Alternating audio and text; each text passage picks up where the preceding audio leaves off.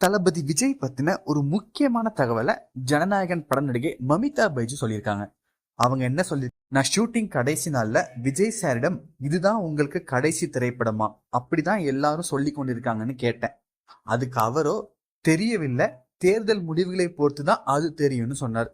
கடைசி கட்ட படப்பிடிப்புல நாங்க எல்லோருமே ரொம்ப எமோஷனல் ஆகிட்டோம். விஜய் சாரின் கடைசி நாள் படப்பிடிப்பு முடிந்ததும் அவருடன் புகைப்படம் எடுக்கும் போது நானும் சுற்றி இருந்த அனைவரும் எமோஷனல் ஆகிட்டோம். அப்போது விஜய் சார் எமோஷனல் ஆகிவிட்டார். அவர் ரொம்பவே ஃபன்னா இருப்பார். படப்பிடிப்பு தளத்திற்கு அவருக்கு சொல்லப்பட்ட நேரத்துக்கு முன்பாவே வந்து விடுவார். விஜய் சார் சூப்பர் கூல், எப்போதுமே அவர் அமைதியாக தான் இருப்பார்னு மமிதா பைஜு ஒரு பேட்டியில பேசுறாரு. மமிதா பைஜோட இந்த பேட்டியை பார்க்கும்போது ஜனநாயகன் விஜய்க்கு கடைசி படம் இல்லைன்னு தெரிய வந்திருக்குங்க.